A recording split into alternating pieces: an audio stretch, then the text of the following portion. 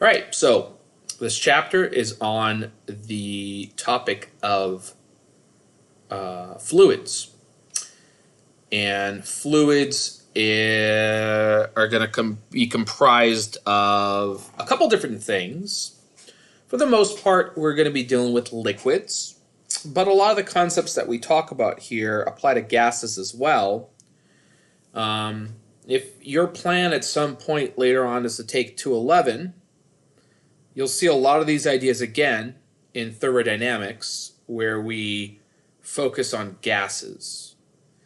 What we do in 110 is we mostly focus on the ideas that as they apply to liquids, because there's so many analogies when it comes to liquids that apply to things that we do with as it relates to solids. Okay, so but there's a little bit of gases that we're going to be talking about, right? So let's first start with gases. They're considered a fluid.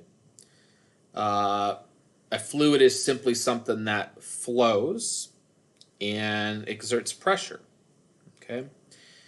And one important aspect of that is that gases and liquids, by the way, are compressible.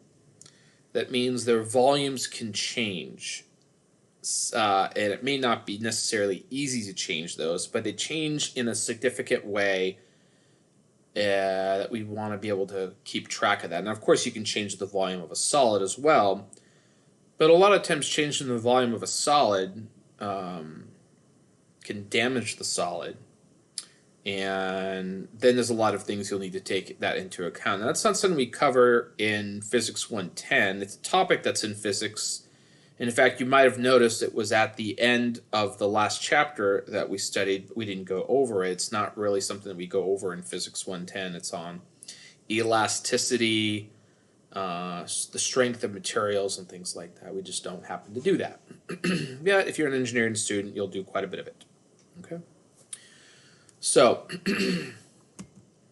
now, deal with the gases is that they take the shape of their container, and they exert a pressure on the walls of their container. So they will completely fill the container they're put in. Liquids, on the other hand, are they will take the shape of their container, but they do not fill their container. They simply fill an amount of space that corresponds to their mass and their density. Okay. We will treat liquids as being incompressible, okay, just for the sake of simplifying the problems that we do, okay. I mean, obviously, liquids are definitely compressible, and it's not too difficult to actually incorporate that, but we simply don't do that at this level, okay. So as I sort of mentioned for both of these things, volume is a very important aspect of fluids. Understanding the amount of space that they occupy is a big deal. And the SI unit that we use for volume is the cubic meter. However, you will see a lot of other units that can be used to express this. The two other units that come up a lot are the liter and obviously the milliliter applies as well, and cubic centimeters. So there's some of the unit conversions down there. Now, remember this, that when you're dealing with squared or cubed units, you have to make sure when you do your unit conversions that you are appropriately square or cubing the conversion factor. So if you just want to convert from, say, meters to centimeters, you'd multiply by 100. But if you're trying to convert cubic meters to cubic centimeters, you would have to multiply by 100 cubed, which would be a million in this case here. So the two things that I think are sort of easiest to remember is this: a cubic meter is 1,000 liters, okay, and a milliliter is equivalent to a cubic centimeter. Those are and that's not on here, but that's a pretty useful one. Milliliters to cubic centimeters. So all those you want to keep in mind. But you want to stick with SI though, because for example, in pressure, we typically have the gravitational acceleration there, which is in units of meters seconds squared. And so you want to make sure you keep things SI. All right, so with the idea of volume, we can also incorporate the idea of how dense the fluid is. Okay, and so we're going to start looking at what we call mass density. And mass density is simply a ratio, okay, of mass to volume. And that does not have special units. It's kilograms per meters cubed. Now, there's a very important aspect of density that we take advantage of. And one of the reasons why we focus a lot on density. And let me explain what that is. Okay, so I have a question here. Now, you don't need to chime in on the chat or anything. I just would like you to think about this. If you're watching the video, think about this for a moment. You may want to pause the video. But what we have here is we have a piece of broken glass, and we shatter it even further, and we'd like to understand how the density of these pieces relate to each other, right? So think about that for a moment. And the answer here is B. Now, this is the aspect of density that we like a lot. Now, assuming that our objects are uniformly distributed in mass, and they almost always will be for the exercises and activities that we do, and if for some reason they're not, which would be uncommon for our exercises, but it may come up, you'll be told that it's not uniformly distributed. But it's just a little bit more complicated mathematically if they're not uniformly distributed. But anyway, so for things that are uniformly distributed, if you break it apart, the density does not change. It's a ratio of mass to volume. If you break the object in half and it's uniformly distributed, for example, if you break it exactly in half, then you have two pieces that are half the mass and two pieces that are half the volume. And so that results in the same density. So that is a nice aspect which simplifies to a large extent how we think about our objects. This quantity scales with size. We could talk about big pieces or small pieces, and that makes our understanding of a lot of these ideas in fluids to be a lot easier. Okay.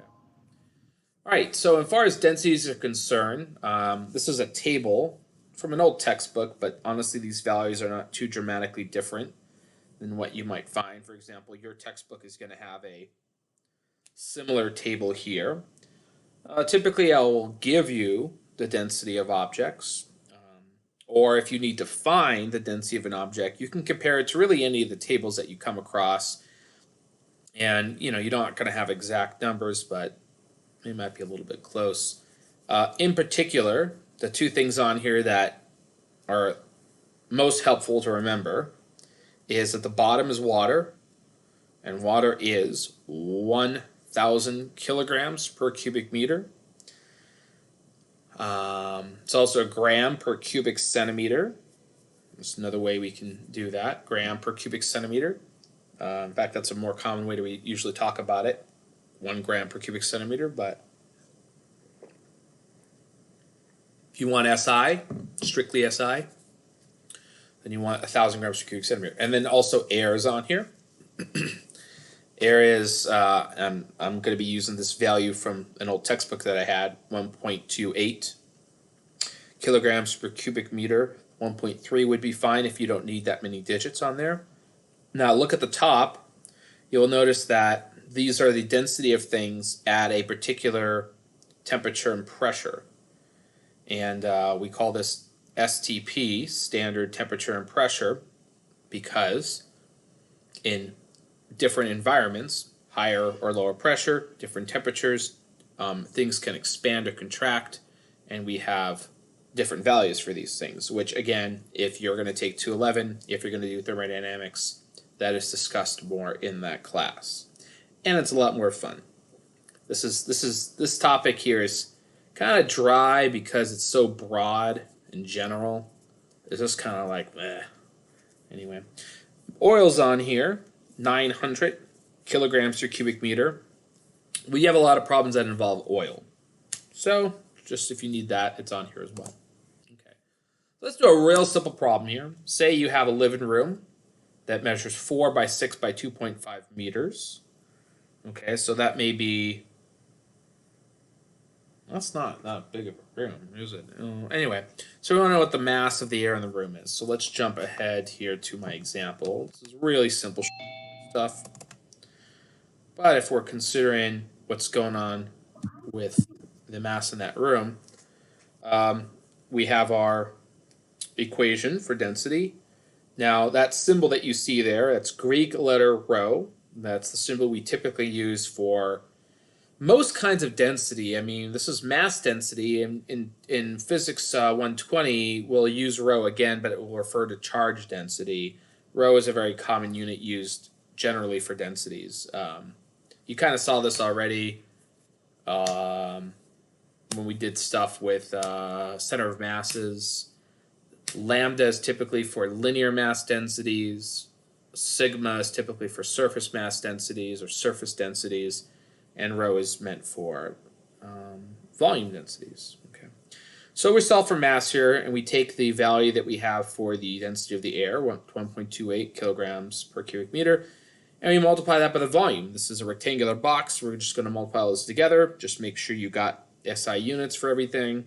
We end up with 77 kilograms, which is awfully heavy. That would be 150 pounds.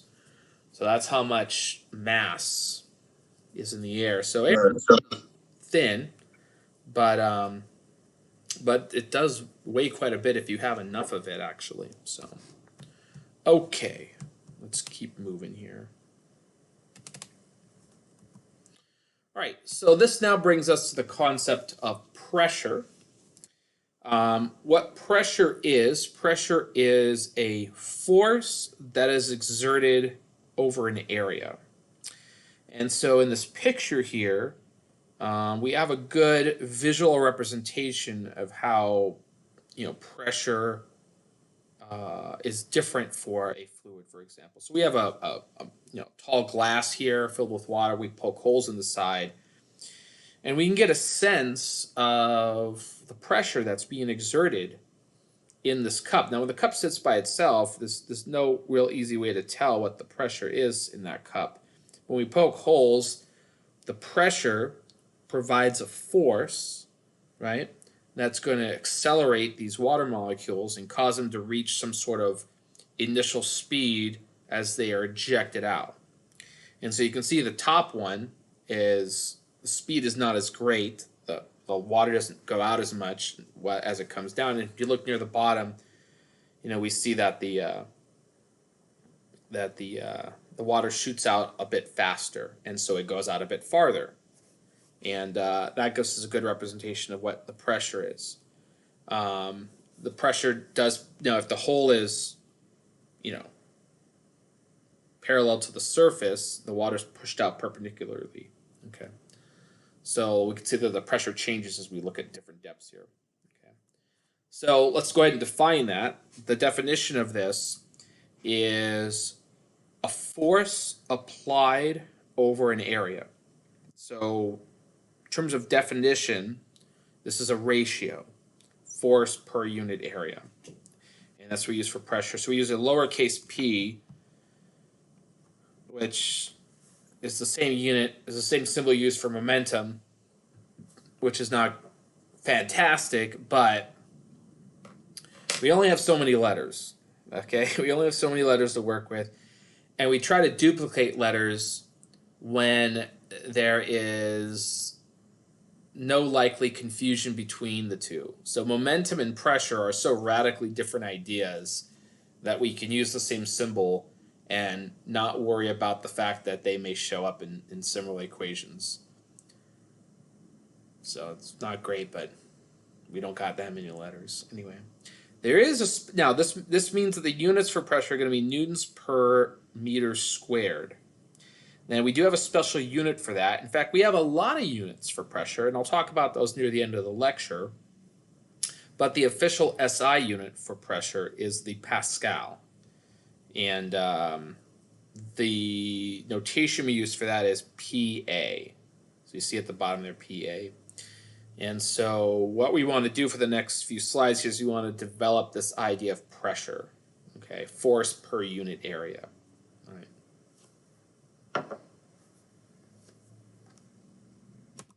All right. So trying to understand how pressure is applied here. I mean, how we, this little figure here is trying to help us understand how we can learn more about pressure here.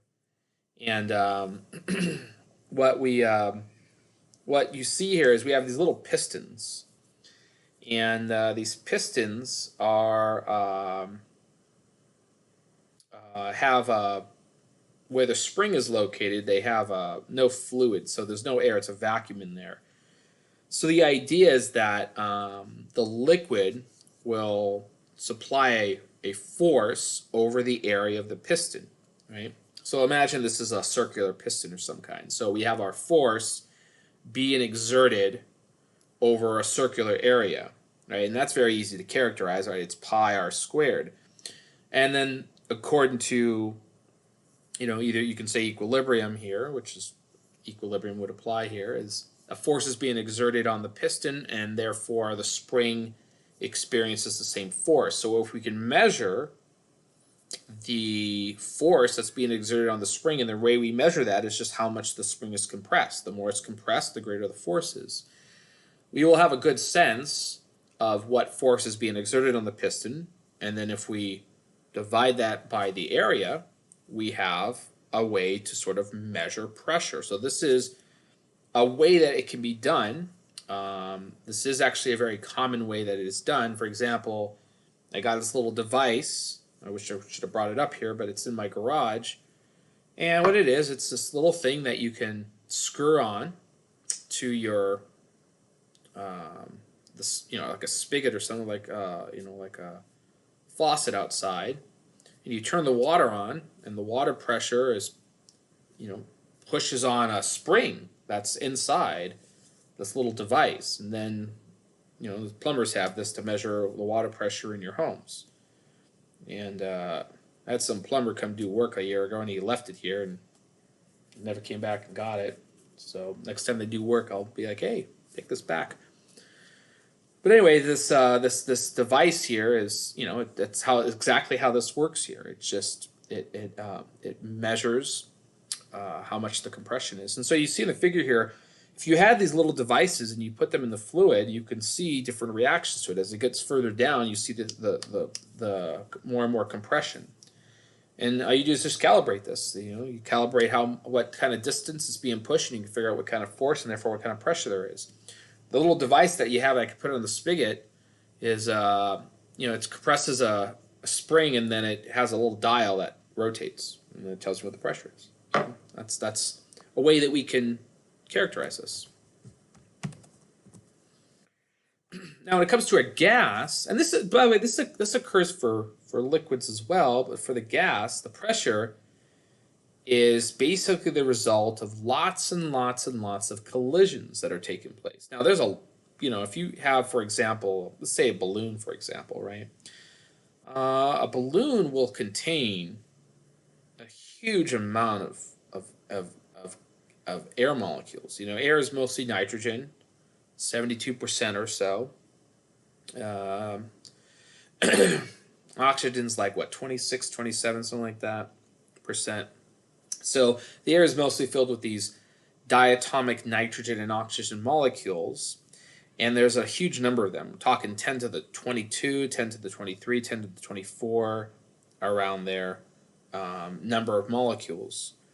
In fact, you can, take me for 211. One of the first things we do is we try to figure out how many atoms are in a cubic meter of, you look at the atomic weight of anyway, 211 stuff. But so what happens is, say you have 10 to the 24 atoms in a cubic meter or something like that. There's a lot of collisions, and those constant collisions are impulses. That's impulse. It's a force exerted against the wall of the container, right? And it's so the objects bounce off the wall, and they impart a impulse. That's a force. And so you effectively have this constant force that's being exerted on the walls of the container. And that's how we know pressure, that's how we actually develop the ideas of pressure for gas. In fact, again, I keep mentioning 211 because these ideas are developed there, but there's a lecture we do in 211, a very interesting lecture where we sort of go through and we say, okay, well, let's actually think about impulse. Let's actually think about molecules colliding with the walls of the container. And we have this huge long derivation, and we eventually end up with this really fascinating equation that relates pressure and temperature together. Because the temperature ultimately is a measure of kinetic energy of the molecules. The molecules have a speed. There's a momentum transfer. There's an impulse. There's a force. Yada, yada, yada. Pressure. So it's a cool little derivation. But that's for another class. All right, so when we consider pressure in our objects here, for example, there's a couple different ways that pressure is going to be exerted in our objects here. For a liquid, the primary contribution is due to gravitation. Gravity will pull down on the liquid and it exerts a force on the bottom and the sides of the container. And it's almost exclusively due to gravity. Whereas the gas is very light. For an individual molecule, you don't have to worry much about a gravitational force. You instead simply need to worry about the thermal contribution, which is the fact that the gas has a temperature to it. Of course, for both of these things, for the liquid, is there a thermal contribution? Yes, but it's very small compared to the gravitational contribution, and vice versa for the gas. So, again, we're focusing on liquids here, so we're going to be interested in how gravity affects the pressure here. Okay, so let's look at how that is. So, if we look at atmosphere, for example, okay, we have an atmospheric pressure that exists at sea level. Okay, so we have a theoretical sea level that we've modeled the Earth as, and that's, for the most part, where the sea level actually is. Here in Lancaster, I think we're a little over 2,000 feet, I believe, is the elevation here in the Elk Valley. So the pressure is a little bit less here, not much, not enough that it has a noticeable difference in anything. I mean, pressure differences can result in, for example, different boiling points, things like that. Level of oxygen is not quite the same. Of course, you experience these things when you're up at like 10,000 feet. That becomes more extreme there, but the air thins out as you go further up. When we talk about atmospheric pressure, what we're basically talking about is the weight of all of the layers of the atmosphere pushing down. And at sea level, we have a name for this. We call this standard atmospheric pressure. And it's a unit, actually, and we call it 1 atm. And 1 atm happens to be equal to 101.3 kilopascal. So Pascal is the SI unit for this stuff, but it's very common to speak about things in terms of the atmospheric pressure because it's easy to relate it.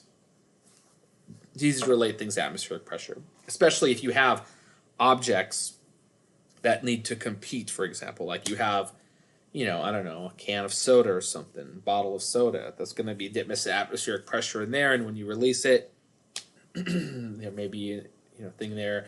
If you have a balloon with pressure inside, or the pressure's low in something, I mean, that's gonna say a lot about how the interaction is going to take place there. Okay. Now, there's another unit we have, and it's called pounds per square inch, and that also helps relate the concept here. So, the pounds per square inch from the atmosphere is around 14.7. What that means is, if you look at, in this example, let's talk about your arm here. If you look at a square inch on your arm, the pressure that's exerted by it is 14.7 pounds. Every square inch, the atmosphere is exerting the equivalent of 14.7 pounds on that, which seems surprising, but that's being exerted everywhere. So if you hold your arm out and you're considering atmospheric pressure on your arm, well, every square inch is experiencing 14.7, which is why, you know, you're able to keep this. So it's effectively like an equilibrium there. Just like in water, if you're in water, same deal. There's a force exerted all throughout your arm by the water, but you can move your arm around just fine. Okay. Also, inside, your body has a pressure that it uses to support itself against the atmosphere. And so, I mean, that's, you know, where some accidents take place, you know, decompressions for like submersibles, or if you're in space, that's the real danger. If you're in space and if you're in space and say your spacesuit breaks, the glass breaks, they always show this stuff about you freezing. You don't freeze. There's no air in space, right? How do you freeze? The only reason you freeze is because energy flows from, say, your body to another substance. But if there's no substance, how do you freeze? And the only way you could freeze is the only way you could lose energy is through radiation. So you don't necessarily freeze, but other more gruesome things happen, and I'll leave that to your imagination. But basically, your body is exerting the pressure outward, and if there's no pressure pushing inward, well, not so good. Just say that. Okay. All right, let's do an example here where we incorporate the concept of pressure here. So let's get to the example for that.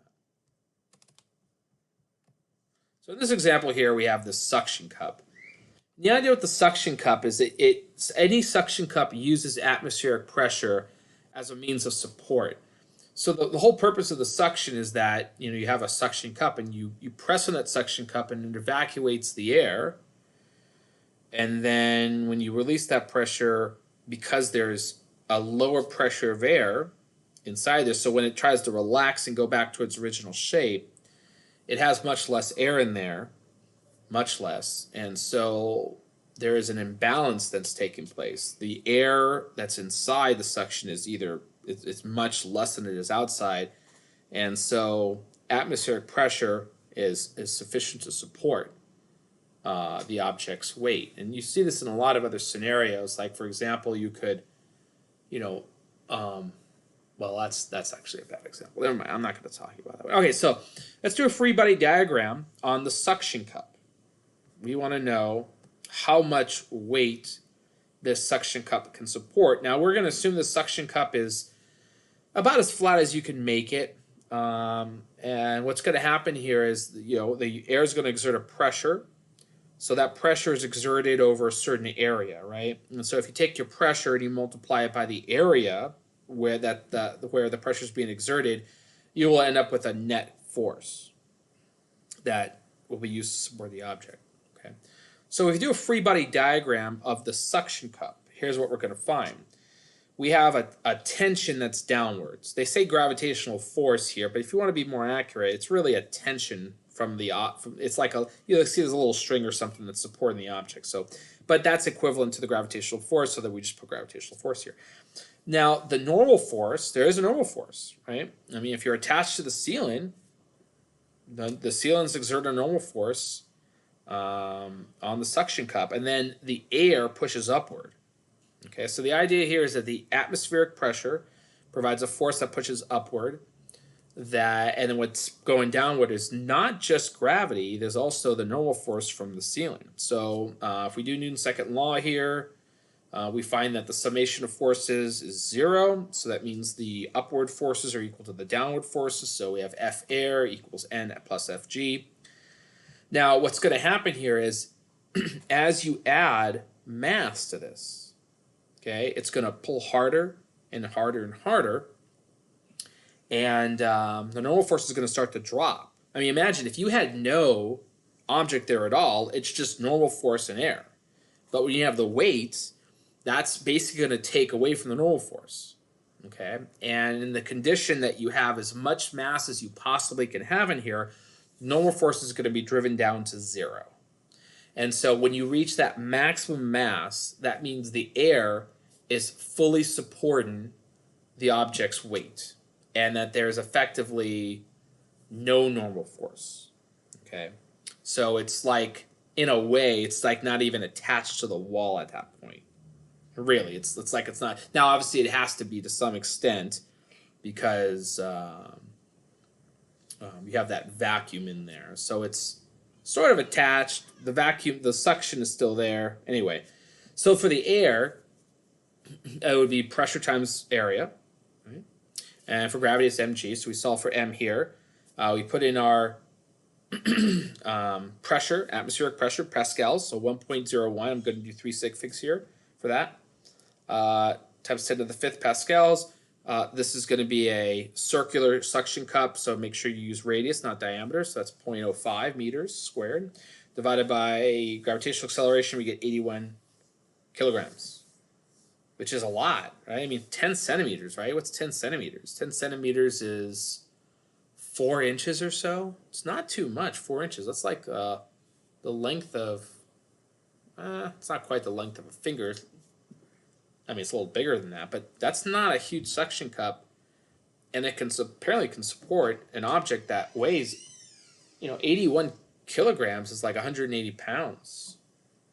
I mean, the suction cup apparently can support the weight of a person. That's shocking, but that's true. If you can really hollow it out, because if you can't completely hollow it out, then there is some pressure that pushes downward, and that's how you would have to adjust this. This makes the assumption that the suction cup does truly produce a vacuum. That won't always be the case, but it may be the case that you've evacuated enough air that it effectively is a vacuum, and that the contribution to any air that's actually in the suction cup is not really significant by any means. So anyway, great problem. Great problem. Move on. All right, so let's now consider what the pressure is going to be inside a liquid. And again, this is the main focus that we want to take for this. So, what we're going to do here is this. If you look on the right there, I have a cylinder located here. And we're going to imagine, a cylinder of liquid here.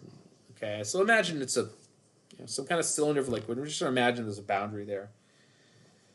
Well, on the very top of the cylinder, which is at the surface, the boundary between the liquid and the air, there's going to be a force that's exerted due to atmospheric pressure. And the force that's exerted is simply atmospheric pressure times the surface area of my little imaginary sphere here. Okay? And that pushes downward. Right? Now, you see I have P naught. P naught is the symbol that we use for atmospheric pressure. Okay? So that pushes downward. What else goes downward? Well, the weight of that column of water points downward as well. What points upward? Well, you can see at the bottom of my cylinder, we have to have a force that is bigger than the force on top, right? Because on top we have atmospheric pressure, then we have the weight of our object. So the pressure that's underneath has to support basically both the atmosphere and the weight of the object. So if you just do a free body diagram, like what you see on the right here, we have our pressure from the water pushing up, we have gravity and atmospheric pressure pushing down, and so we have this nice little equation here, which is our balance of forces in the y direction. You can't see that. That's the wrong color. Let me try that one more time. There we go. Now, really think about what this is saying here. It's saying that the pressure that's exerted at the bottom of my column of water is supporting two things. It's supporting the weight of the water, and it's supporting all the atmosphere above it. Okay, because the atmosphere provides an initial pressure. All right, so let's clean this up a bit here. You can multiply that entire equation by d, where d represents the height of the cylinder, which happens to be the depth of the water. So I'm talking about the bottom of that cylinder there. So I multiply everything by d. That turns everything into volumes, right? So my equation here would look like this, just to make sure things are clear here. Okay, we're going to have PAD equals P naught, P naught AD plus mgd. You're going to divide by the volume. Now, volume is the area, right, times the height. Okay, that's just a cylinder's volume, right? So if you divide by that, you end up with the equation at the bottom here. So the A's drop out, the D's drop out because of the volume, and then the mass over volume becomes density.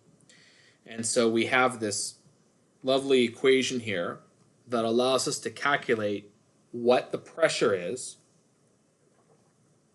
in a liquid at a particular depth.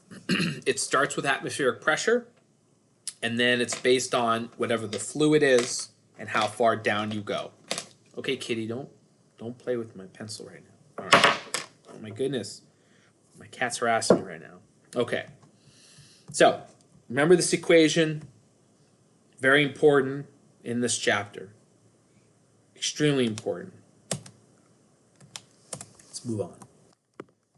All right. A submarine cruises at a depth of 300 meters. We want to know what the pressure is at this depth. Well, this doesn't get any easier than this. Okay. The equation is P equals P naught plus rho GD. Now, it's a submarine. Submarines go in the ocean. Seawater has a particular density to it. It is denser than standard water because of its mineral content, which is mostly salts and things like that. So the density is a little bit higher, and I have a value in that table back there. It's 1,030 kilograms per cubic meter. So we put our numbers here, 1.01 times 10 to the fifth. That takes care of the atmosphere, and then the other numbers here we multiply by density, gravity, and then the depth. And the units there end up being kilograms, kilograms over meters over seconds squared. And if you do the unit analysis there, that is a Pascal. So multiplying a density and an acceleration and a distance together is a Pascal. So 3 times 10 to the 6 pascals is 3 million pascals or so. That would be the pressure in Pascal. Then if you want to convert it to atmospheres, you simply divide what 1 atmospheric pressure is. It's basically 100,000 pascals. And you end up with 31 atmospheres. So that's surprising, but being 300 meters down is not comfortable. It's 31 times atmospheric pressure. So that's pretty significant there. Let's keep chugging along. All right, so question for you here. Again, you don't have to respond in the chat here. Just meditate upon this point right here. The answer here is B. The pressure is exactly the same here. Okay. 2 things about this. 1, atmospheric pressure is not atmospheric pressure. The pressure in the fluid here, in this liquid, okay, which we call hydrostatic pressure, is a function of basically one thing, and that's depth. And if these 2 points here are located the same distance down from water level, they have the same value for D, therefore they will have the same pressure. Even though you look at the one on the left and say, well, there's more, there appears to be more water on the one on the left. So you would think that maybe the pressure at one would be greater because you have a greater weight pushing down.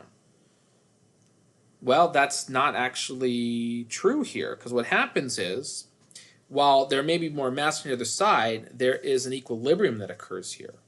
Okay? And if I were to add water, for example, on the left there, okay, you would see that the water level would raise up on both sides. Okay, so that your points are always going to be at the same depth. Okay, what if you actually had water that was up here on the second pipe? If you had a water level that was a little bit higher, what would happen? Well, it would be exerting a greater force on the bottom here, which again, if you translate through, if you go a little bit further down, there would be an imbalance here. Say we go down to the very bottom of the pipe here, way down here.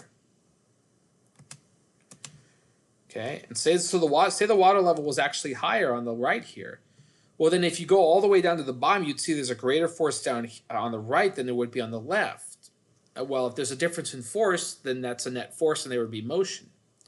And that's what would happen. There would be motion and it would actually push the liquid up until it matches the level.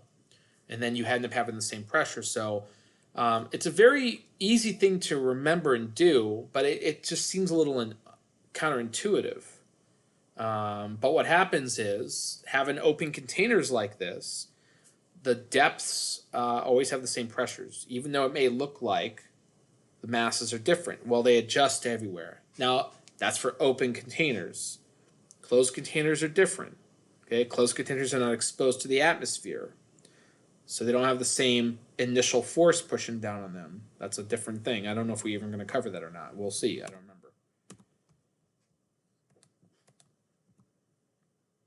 Okay, well, look what I just said all this stuff. So I'm going to skip this one because I already said this. No! Exclamation point, angry face. There's no reason to get angry about that, I suppose. Oh my gosh, look at this. I am in sync. My brain and my lecture slides are in sync, and that makes me happy. All right, is this possible? No, and I already explained why. All right. Iceberg floats in the shallow sea. What can you say about the pressures at point 1 and point 2? Drum roll, please. Answer is B. Same thing. It's that this example and the other example, there's no different. Yeah, you got an iceberg sitting on top of the ocean there, but that does not change the pressure underneath. The pressure underneath is determined by the weight of everything above it. And the weight of everything above it is the same. I mean, this iceberg displaces fluid because it's in it. But guess how much fluid it displaces? The same amount of weight as what's over here in number 2. It has to be that way to maintain the same equilibrium. Okay? So it's not like mass here, right? Because this iceberg occupies a space where fluid doesn't exist. So it's not a good iceberg. It looks like a little bit of a sad iceberg. Not a big fan of that iceberg. I should change this picture, to be honest. All right. Oh, well, look at this. I got a closed container now. Okay, I guess I am doing this. Well, that's fine. Well, this closed. Well, it's closed. It's not really closed, right? It's not totally closed because we do have an open side over here. So it's not. It's actually not what I was talking about before. This is actually open. Anyway, but as you can see here, this water level on the right can't go up. It just physically can't do it. So what will happen is the water level where the pipe is closed there will be experiencing a pressure that's greater than atmospheric pressure. So the top level of this water right here is not exerting the same pressure as the top level of water up here. And we're going to use the fact that hydrostatic pressure is equal at all depths. So if I want to figure out what pressure is being exerted at the top of this column that's closed off here, I simply need to work out how much pressure is exerted at the exact same level on the side that is directly connected to the open area there. So let's do it. Okay. So we're using regular water here, so 1,000 kilograms per cubic meter. We use our hydrostatic equation. We have atmospheric pressure, we have the density of the water, and we have the depth of that. Now, the whole column is 100 centimeters. The closed portion only goes out 40, so that means the depth, how far down the closed end is from where it is exposed to the air is only 60 centimeters. So our value for D is 0.6. So we put all that in there and we get a slightly larger value. So 1.07 times 10 to the 5th pascals, but it's usually nice to put it in ATMs. So So we have a sense of how it relates to atmospheric pressure, and you can see here it's only 6% higher than the air. Not much. That's not a lot of water there. Now again, I almost ruined my next question here. I'm gonna stop. I'm not gonna tell you what I was gonna say there. No. Oh, look at this. Okay. So what can you say about these points here? Let's think about this again. All right. The answer here is E. All right. 1 and 3 have the exact same pressure because they're at the same depth. 2 is further up, therefore it's less. That's it. Okay, notice that my little description down here, hydrostatic pressure is the same at all. I use that. This is the third time I've used that exact sentence. Okay. So I'll just tell you something here. If I hypothetically ask you on the next exam in my conceptual questions about hydrostatic pressure at different depths, you know what to do. You know what to do. Hey, look, there's that thing I was talking about. Well, this one's for the tire, not for water, but it's the same deal here. A little spring inside there, and the spring allows the thing to rotate. So this is exactly the thing I talked about before. Anyway, the point of this is that those things, inside where that spring is, it's not a vacuum. It's not a vacuum. I mean, you could make it a vacuum, but that's complicated. You don't need to do that. In fact, this thing is calibrated so it automatically removes atmospheric pressure, and we call this gauge pressure. Okay, gauge pressure is just what the pressure is, not accounting for, what's going on in the atmosphere. So, like for example, for tires, whatever you read the pressure of your tire, that's the gauge pressure. Okay, there's no reason to incorporate atmospheric pressure in there because atmospheric pressure exists everywhere, inside the tire, outside the tire, everywhere. So it's only interesting to know what it is above the atmosphere. And so we have a name for that. We call it gauge pressure, and it's indicated with a P sub G. Now, that P sub G, just remember that means gauge pressure. A lot of students see that G there, and somehow they automatically go to gravity in their head. And my recommendation to you is to not do that. Okay, do not do that. That's my advice to you. All right, underwater gauge pressure reads 60 kilopascal. What is the depth?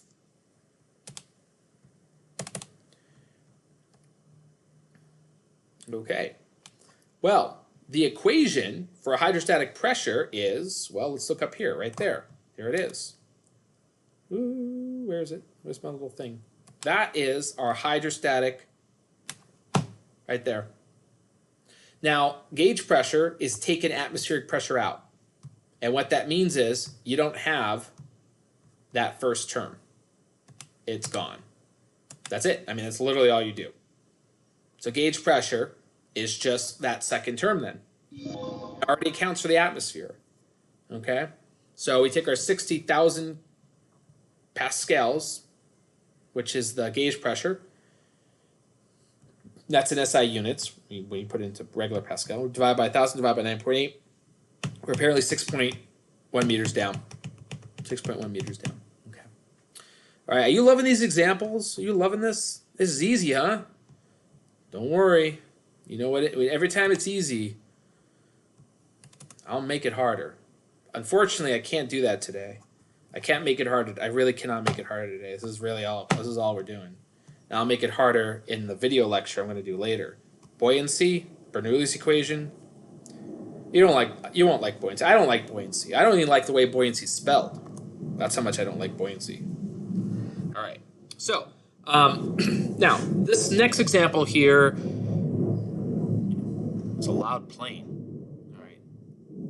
Oh my God. Oh, it's one of those B-2 things, right? What are those things called? You hear that?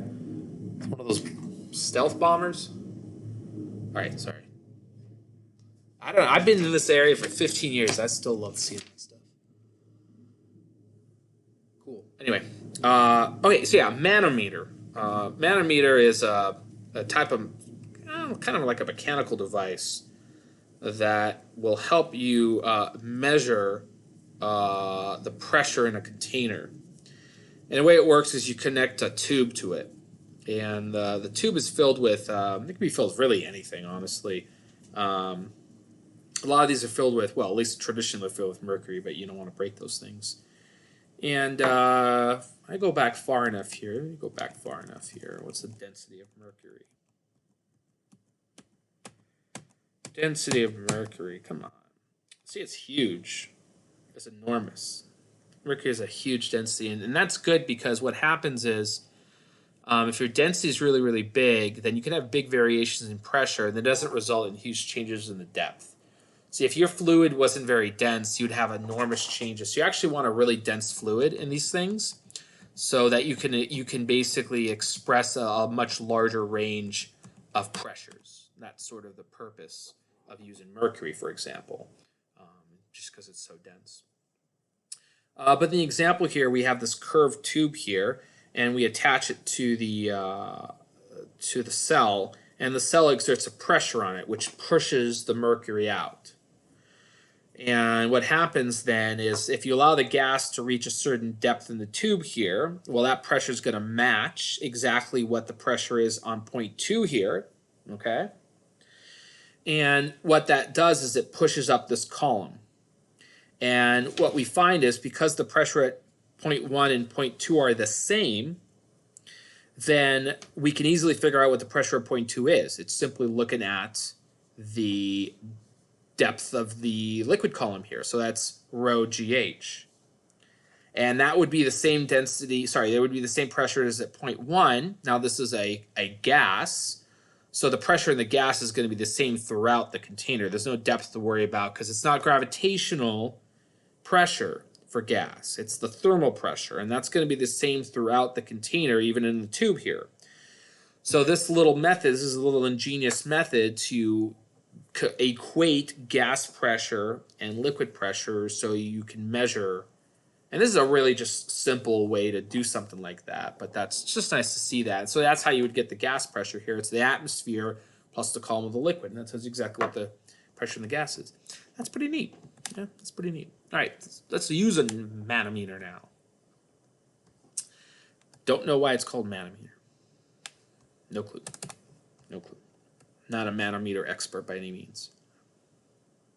All right, so the pressure of a gas cell is measured with a mercury manometer. Maybe I'm pronouncing that wrong, by the way. I don't know. That's how much of an expert I'm not in manometers. I don't know how to pronounce manometer. The mercury is 36.2 centimeters higher in the outside arm than the arm connected to the gas cell. Okay, what's the gas pressure? So we just use that equation that we have there.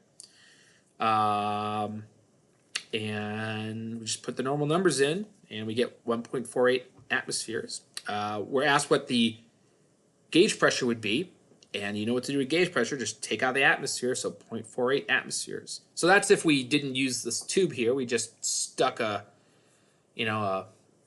pressure gauge right to the opening there, which sounds like probably a better idea. No need to get mixed up with mercury and stuff.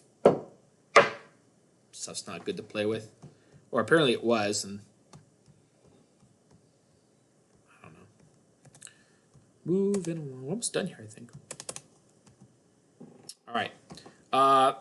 Another example, here's another method for doing this. This one is called a barometer. Yeah, I probably would pronounce the manometer wrong because if I didn't know what a barometer is, I would pronounce it a barometer. That's not right. So monometer? No. Barometer. I don't know. I'll do my own research later on that. So the idea with the barometer is this.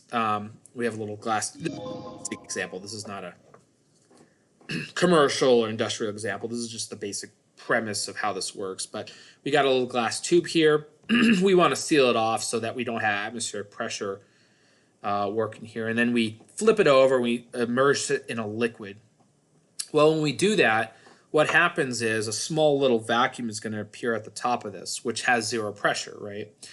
And the reason why the vacuum is formed here is because the weight of these layers, the weight of the liquid that's in here is going to push down, and it's going to actually make, now they don't really show it here, but it will make the level of the water maybe rise a slight amount. And And then whatever that depth is for the water column here, that has, again, it's the same principle here. At the pressure at 1 and 2, it's got to match, right? So so you just it's just the same idea. You measure the height of the water column here, but it's a little different because it involves a vacuum at the top here. It's a slightly different mechanism, but it accomplishes sort of the same things. So I mean, this is something you can easily make in your home or something like that if you have a tube and all that stuff. So so what this does is we basically equate these two pressures together. And, you know, at 1 is atmospheric pressure, so that must be the pressure at 2.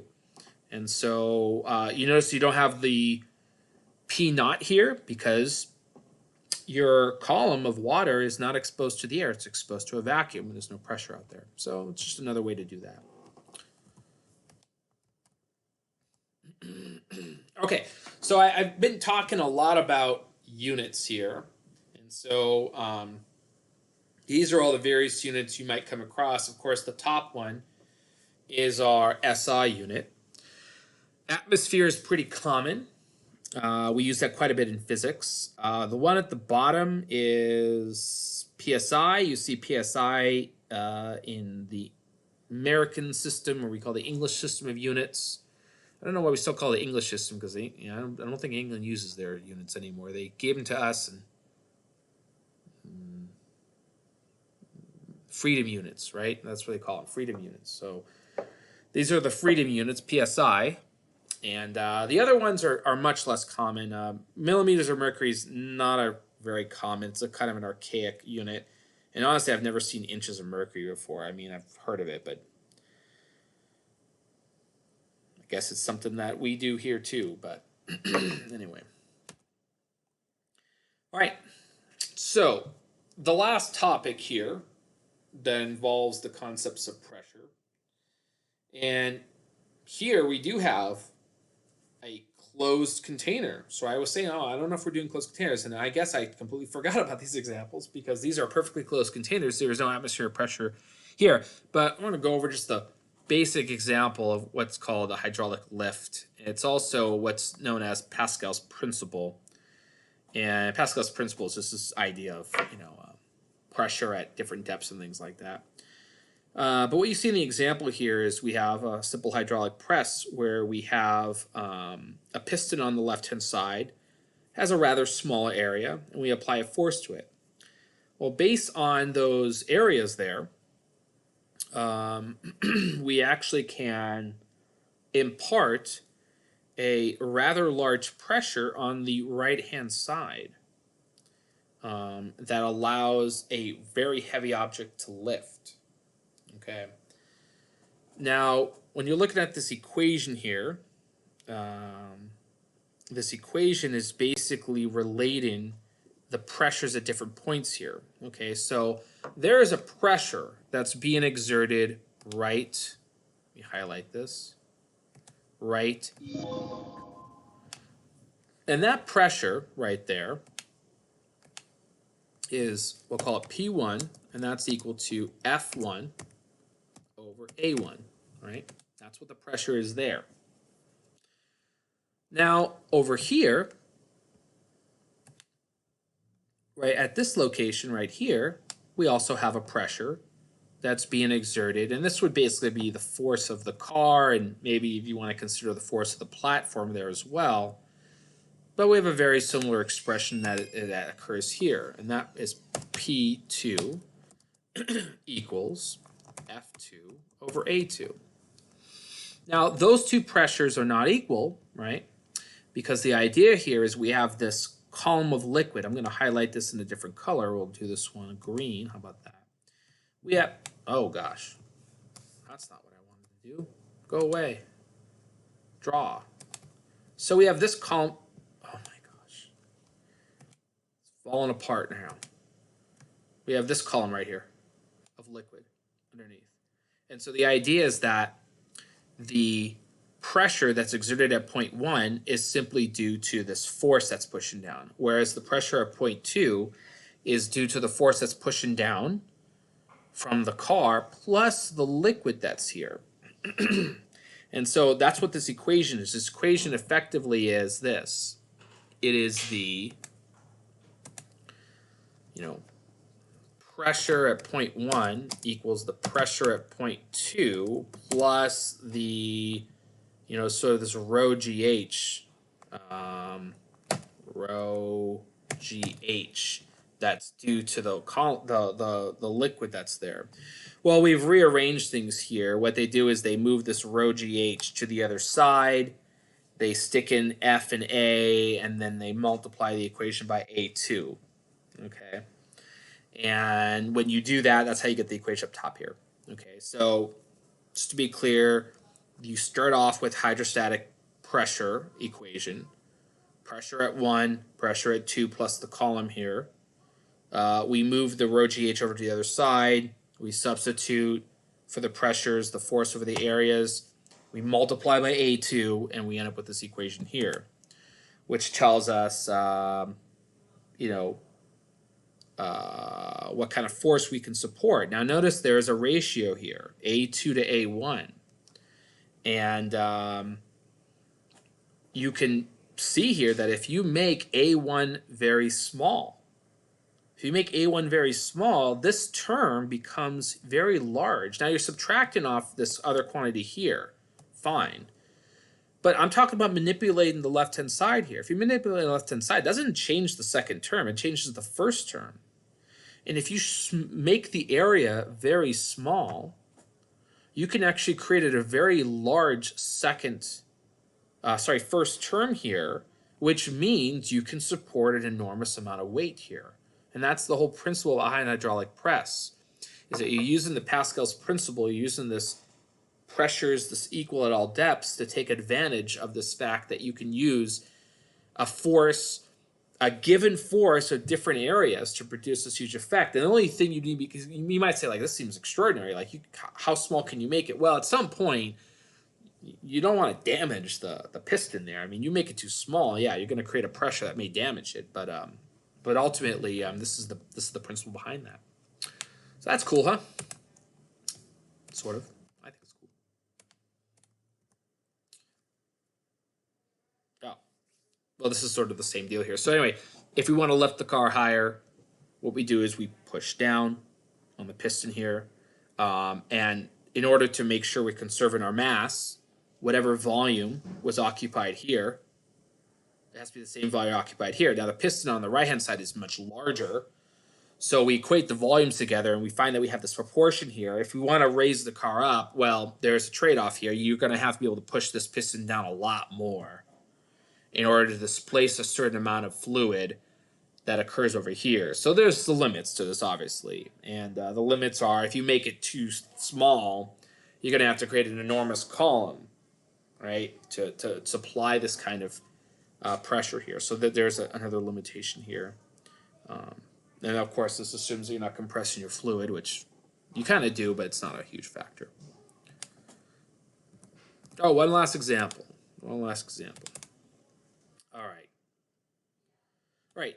We got our hydraulic lift here filled with oil. So we have a density for oil, which is 900 kilograms per cubic meter.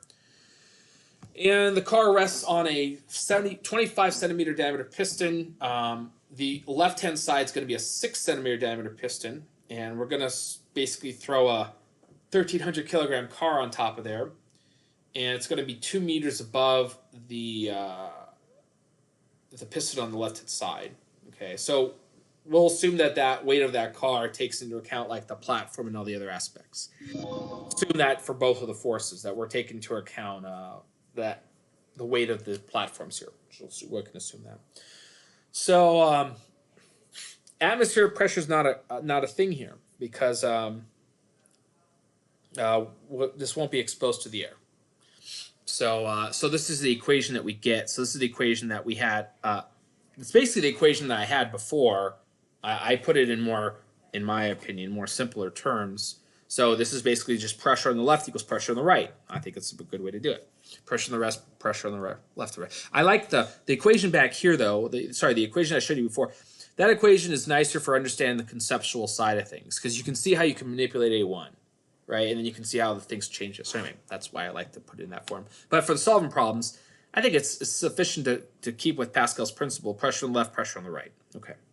And so we're simply going to solve for we call the gauge pressure, right? Now, the gauge pressure, again, is without atmosphere, and this whole thing doesn't have any atmosphere. So the pressure on the left, pressure on the right is the gauge pressure. So we say gauge pressure is just this ratio here. So I just got to work out all the stuff on the right-hand side for this, okay?